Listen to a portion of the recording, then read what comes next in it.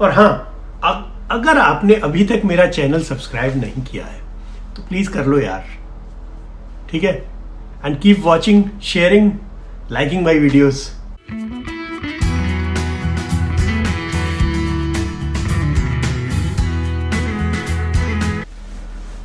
Hello everyone.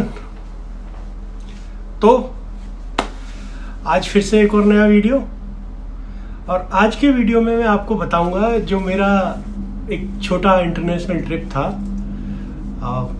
मैंने क्यों किया कनाडा आने से जस्ट पहले, और क्या इतनी क्या जल्दी थी कि भाई मुझे जाना पड़ा। तो अब मैं आपको बताता हूँ। देखिए, मैं गया था नेपाल।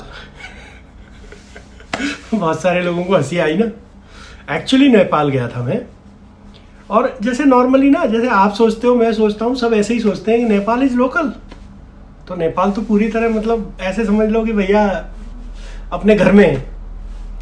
तो हम भी नॉर्मल, मैंने सोचा कि चलो नेपाल तो लोकल है, और चलने की तैयारी कर दी। उससे पहले मैंने कोई कोविड टेस्ट ये वो कुछ नहीं कराया, ठीक है? अब ये उससे पहले आप ये समझो कि मैं नेपाल गया क्यों था। तो मैं नेपाल गया था, मैंने ना बहुत सारी साइंस लगा दी थी, रिसर्च ज़्यादा हो गया था। तो जैसा आपको पता है, सबको ही पता है कि जितने भी अपने ये जो विजिटर वीज़ा है, बेसिकली आपको पता है मेरे 2 बच्चे हैं और वाइफ है। तो ये लोग अब मेरे आने के बाद वो भी आएंगे ना। तो उनके आने से पहले, मतलब मेरे इंडिया से कनाडा आने से पहले, मैं ये चाहता था कि मैं इनके लिए सारा का सारा सिस्टम सेट कर दूं, उनकी वीज़ा एप्लीकेशन वगैरह डाल दूं, सब कर दूं, ताकि बाद में उन्हें कोई दिक्कत नहीं हो। तो जब मैंने मेरी वाइफ की मैंने वीज़ा एप्लीकेशन डाली ओपन वर्क परमिट के लिए, साथ में मैंने दोनों मेरे बच्चों की एप्लीकेशन डाली विजिटर वीज़ा के लिए, क्योंकि आप वही कर सकते हो, ठीक है? तो मैंने जब एप्लीकेशन तो डाल दी मेरी वाइफ की और बच्चों की, दूसरे दिन अपडेट आया कि बेटी का भी बायोमेट्रिक चाहिए और वाइफ का चाहिए। तो वाइफ का बायोमेट्रिक तो मैंने बुक किया VFS पे, अगले दिन का उसके बाद जो है बुक हो गया। मैंने 9 फ़रवरी का बुक किया था, ठीक है? वो तो एकदम बुक हो गया साथ के साथ। लेकिन जब बेटी का कर रहा हूँ तो वो कहते हैं कि this class is not allowed. मैंने कहा यार ये तो गड़बड़ हो जाएगी, और बेटा मेरा 14 साल से छोटा है तो उसके लिए बायोमेट्रिक चाहिए नहीं, तो ही इज़ एग्जेम्प्टेड। तो मैंने कहा फिर बेटी अकेली रह जाएगी इधर, तो मैं कुछ तो करना पड़ेगा। फिर मैंने काफ़ी ढूंढ मचाई कि अब क्या कर सकते हैं, कहाँ करा सकते हैं। तो मैंने नेपाल में VFS का नंबर लिया और वहाँ कॉल किया। मैंने कहा वहाँ पे विजिटर वीज़ा के लिए आप कर रहे हो क्या बायोमेट्रिक? बोला हाँ सर, यहाँ तो सब कैटेगरी ओपन है। तो मैंने कहा अपॉइंटमेंट? बोले वो आपको ऑनलाइन ही लेना है। तो अब उसमें भी साइंस लग गई। मैंने अपॉइंटमेंट देखा तो मुझे 3 मार्च का अपॉइंटमेंट मिल रहा था, जबकि मेरी 1 मार्च की फ़्लाइट थी। अरे मैंने कहा यार ये तो फंस गए चक्कर में। फिर मैंने दोबारा फ़ोन किया उसे VFS पे नेपाल। तो उन्होंने बोला आप ना एक काम करो, 4 बजे के बाद हमारे अपॉइंटमेंट फ्री होते हैं, तो एक बार ज़रा देखना। मैंने कहा यार थोड़ा देख लो, एक ही चाहिए मुझे, और मेरा जो है मेरा खुद का वीज़ा लगा हुआ है, मैं जा रहा हूँ, वरना तो मैं नॉर्मल अप्रूवल के जो आपका जो भी अपॉइंटमेंट का सिस्टम है उसके हिसाब से करता। मैं कहा अपॉइंटमेंट तो मैं अभी भी ले रहा हूँ, बस एक स्लॉट कहीं से एडजस्ट कर दो। तो वो भाई ने या तो सुनी या नहीं सुनी या क्या हुआ, लेकिन मुझे एक स्लॉट मिल गया 19 तारीख का, ठीक है जी। 19 फरवरी का मेरा स्लॉट मिला। तो हमने कहा चलो 18 को चलेंगे, 19 को सुबह सुबह कराएंगे बायोमेट्रिक और फिर आ जाएंगे। तो ठीक है जी। फिर अब टिकट बुक कराने की बारी आई। तो टिकट 18 तारीख की महंगी आ रही थी और 19 की सस्ती थी। तो मैंने कहा यार चलो थोड़े पैसे बचाते हैं। तो हमने कुछ नहीं किया। हमने क्या किया, मेरा 10, सवा 10 बजे का मेरा जो है अपॉइंटमेंट था, और फ्लाइट 10 बजे पहुंचती थी नेपाल में, एयर इंडिया की। तो मैंने वो जो है बुक कर लिया अपॉइंटमेंट 19 तारीख का। मैंने कहा चलो अब देखी जाएगी जो है। तो अब जो है उसमें जो है पंगा हो गया। थोड़ा सा पंगा ये हुआ कि जैसे ही हम एयरपोर्ट पहुंचे दिल्ली, तो वहाँ सब कुछ हो गया, जब फ्लाइट में ना, फ्लाइट से जस्ट पहले सिक्योरिटी चेक हो रही, तब उसने पूछ लिया, बोला जी कोविड रिपोर्ट कहाँ है? मैंने कहा कोविड रिपोर्ट तो भाई अब बाहर से लेके अंदर तक किसी ने नहीं पूछी, मैं नेपाल के लिए भी चाहिए? बोला हाँ जी एकदम चाहिए। बोला बढ़िया यार। मैंने कहा तुमने एयर इंडिया की वेबसाइट पे तो कहीं लिखा नहीं हुआ। बोला नहीं जी चाहिए। तो मैं कहा अब क्या करें? और हम गए थे कुछ 3 घंटे पहले, फिर भी बोले 4 घंटे में रिपोर्ट आएगी, आप बाहर से करा लो। तो मैंने कहा 4 घंटे में आएगी तो फिर तो फ्लाइट तो निकल जाएगी। बोले आप इसका रिफंड ले लेना। मैं कहा यार तुम तो कैजुअली कह रहे हो रिफंड ले लेना, भाई साहब इतनी महंगी टिकट है और मेरे को जैसे तैसे जो है अपॉइंटमेंट मिला है आज का, अब वो मेरा निकल जाएगा, अब मैं कैसे करूं? तो बोले आप एक काम करो, रॉयल नेपाल एयरलाइन से करा लो टिकट और आप उसकी 2 बजे फ्लाइट वो होती है। मैं कहा यार वो 2 बजे जाएगी 4 बजे पहुंचेगी। बोला देखो सर और कुछ नहीं हो सकता। तो हमने पहले तो बाहर जाके कोविड टेस्ट कराया, फिर नेपाल एयरलाइन की टिकट बुक कराई, और वो वाली जो एयर इंडिया की टिकट थी मैंने कहा वो भी अगले 1 आध दिन में फुर्सत में देखेंगे, कराते हैं उसको कैंसिल, यार अब मरने दो। तो वो तो जो है करा दिया। अब 4 घंटे बाद रिपोर्ट आ गई, कोविड नेगेटिव था, सब कुछ ठीक था। हम 2 बजे फिर से प्लेन में चढ़े रॉयल नेपाल एयरलाइन के में, और नेपाल उतर गए 4 बजे। 4 बजे उतर तो गए, लेकिन वहाँ 3 बजे खत्म हो जाता है VFS में सारा कुछ। अब मैंने कहा यार अब क्या करें, क्योंकि वो तो एक ही स्लॉट था। मैंने कहा चलो एक ट्राई करता हूँ। मैंने मेरी बेटी को बोला, मैंने कहा चल बेटा एक बार जाके देख के आते हैं। तो हम वहाँ पे जहाँ पे VFS का ऑफिस है ना, वहीं पे एक होटल भी है, तो हमने कहा वहीं होटल में रुकेंगे चलो और वहीं चलते हैं, क्योंकि हमारी अगले दिन लौट के जाने की फ्लाइट थी। तो पहुँचे हम वहाँ, तो वहाँ सारा कुछ बंद। एक आदमी लास्ट निकल रहा था, मैंने पकड़ लिया भैया उसी को, मतलब उसको ऐसा पकाया कि पूछो मत। वो बोला भाई साहब मैं क्या कर सकता हूँ? मैंने कहा यार कल का कुछ करा दो जुगाड़, कल कोई भी एक स्लॉट दे दो और देखो लड़की दोबारा कैसे आएगी। तो बोला जी मैं आपको गारंटी नहीं दे सकता, लेकिन आप ट्राई कर लेना कल। मैं कहा आप कितने बजे आते हो? बोला मैं 10 बजे आता हूँ, लेकिन 9 बजे से अपॉइंटमेंट शुरू हो जाते हैं, लेकिन आप 10 बजे आना और फिर देखते हैं क्या है और आप चेक कर लेना, पर मैं गारंटी नहीं देता। तो हम 9 बजे ही, हम तो उसी सेम वही होटल में रह रहे थे, तो नीचे उतर के गए, 9 बजे से जाके बैठ गए। 9 बजे से आप सोच सकते हो मुश्किल से 2 लोग आए, और वो भी दोनों इंडियन। इंतजार करते करते 10 बज गए, वो भाई आया, मैंने कहा सर प्लीज देख लो, मैं देखता हूँ अभी आप बैठ जाओ बस। 11 बज गए।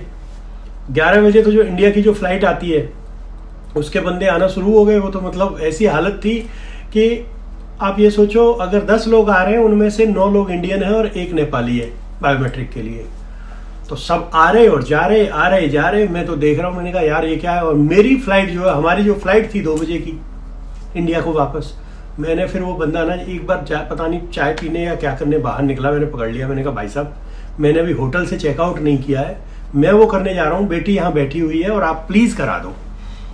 तो बोला मैं देखता हूँ, अभी कुछ कह नहीं सकता। पर मैंने कहा चलो ठीक है मैं आता हूँ आधे घंटे में, अगर आधे घंटे में हो गया ठीक है, वरना तो हम निकल जाएंगे वापस।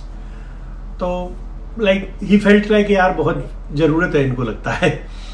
तो फाइनली मैं गया होटल, चेकआउट करके आया। जब तक मैं चेकआउट करके आया मेरी बेटी के बायोमेट्रिक हो गए थे, और जैसे ही मैं बाहर निकला तब तक तो सिस्टम में अपडेट हो गए कि बायोमेट्रिक हो गए।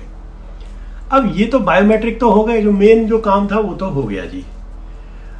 अब असली चक्कर कहाँ फंसा, जब हम एयरपोर्ट वापस पहुंचे वहां, तो होता क्या है, जब अब तक तो मेरी अंडरस्टैंडिंग ये थी कि भाई आपने पिछले 72 घंटे में अगर कोविड टेस्ट करा रखा है कहीं भी, अब वो दिखा दो and then you are exempt, ठीक है। लेकिन उन्होंने ये कर रखा था कि हम आपको फ्लाइट में बैठने ही नहीं देंगे जब तक कि आप हमें ये नहीं कर दोगे, नेपाल का कोविड टेस्ट नहीं दिखाओगे। अरे मैंने कहा यार ये तो फंस गए चक्कर में। अब मैंने वो एयर इंडिया वालों को पूछा, मैंने कहा भाई अब क्या करूं। तो एक वहां पे जुगाड़ आदमी भी घूम रहा था, बोला मैं आधे घंटे में लाके दे दूंगा, मेरे को 5-5 हजार रुपए दे दो। मैं फक ऑफ, काय के लिए 5-5 हजार दे दो। मैं कहा रहने दे, हम अपने आप करा लेंगे। और उसका भरोसा नहीं ना, पता चला किसी को पता चल गया कुछ फेक है, ये है वो है, तो उसके बाद लग जाएगी। तो मैंने एयर इंडिया वाले बंदे को बोला, मैंने कहा भाई ये टिकट मेरी आज की है, इसका कुछ करो। बोला अब तो कुछ नहीं हो सकता, आपकी कल की टिकट देख लो, अगर चेक कर लो, अगर होती है तो, और सिटी में हमारा ऑफिस है वहां चले जाना आप। मैंने कहा भाई पहले मैं कोविड टेस्ट कराऊंगा, बाद ही जाऊंगा। अब तो हम गए वहाँ से, काठमांडू मेडिकल कॉलेज करके है वहाँ पे कोविड टेस्ट के लिए दिया। उन्होंने बोला अगले दिन सुबह मिलेगी रिपोर्ट 8 बजे। मैं कहा ठीक है, अब तो कुछ नहीं कह सकते। अब एक और चीज़ इस बीच में हमारे साथ बड़ी कांडी हो गई, वो ये कि नेपाल में इंडिया के डेबिट और क्रेडिट कार्ड नहीं चलते और इंडिया के 2000 के नोट भी नहीं चलते ऑफिशियली। तो मेरे पास जो मैं लेके गया हुआ था कुछ 15-20 हजार रुपए थे। तो मैंने 2000 के नोट थे, क्योंकि जेब पॉकेट में आ जाते हैं, मैंने डाल के ले गया था। मैंने कहा चल यार अब क्या करूं, वहां पे नोट न चले। फिर एक जैसे तैसे जुगाड़ करके वो 2000 से जो है नेपाली रुपए में चेंज कराए वो। ठीक है, हम टैक्सी पकड़ी, वहां से पहुंचे एयर इंडिया ऑफिस, देखा वहां एक गोरखा बैठा हुआ है, बाकी पूरा ऑफिस खाली है। मैंने कहा भैया क्या हुआ? बोला जी आज कोई नहीं आया।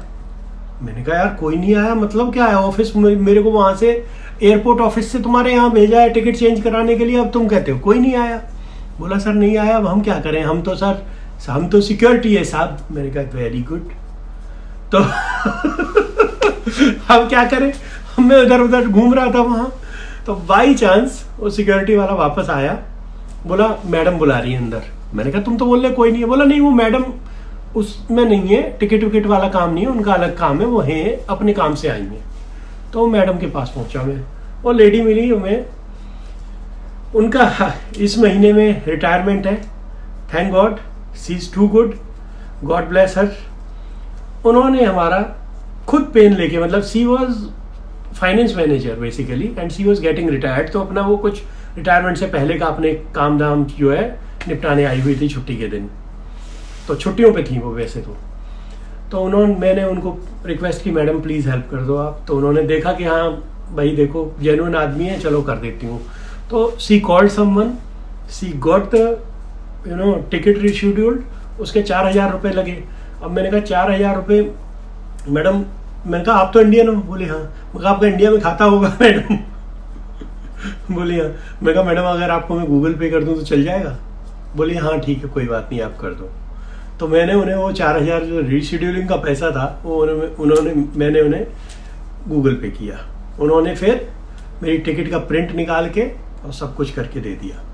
फिर उसके बाद इवन उन्होंने मेरे को एक सस्ता होटल भी जुगाड़ कराया, जिसमें अब प्रॉब्लम यह है मेरे बच्चों की बेटी मेरी बेटी पहले दिन 4 स्टार में रही, अगले दिन वो नॉर्मल होटल में जाते ही उसके तो एकदम हिल गई। बोली व्हाट इज दिस? मैं कुछ नहीं है, आज सोना ही तो है।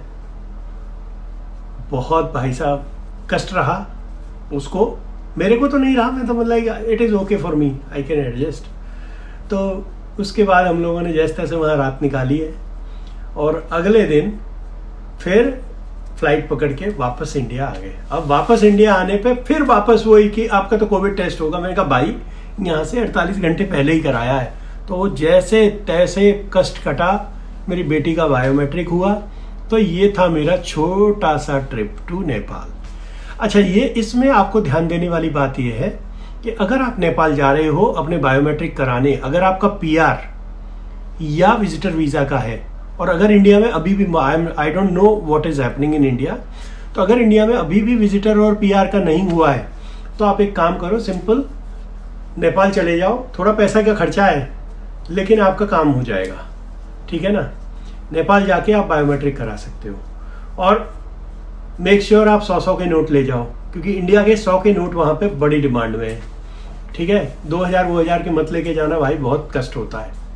और डेबिट कार्ड क्रेडिट कार्ड तो घर ही रख जाओगे तो भी अच्छा है, ठीक है। और बाकी तो कुछ खास नया है नहीं, हम तो अभी क्वारंटाइन में ऐश करते हैं भैया।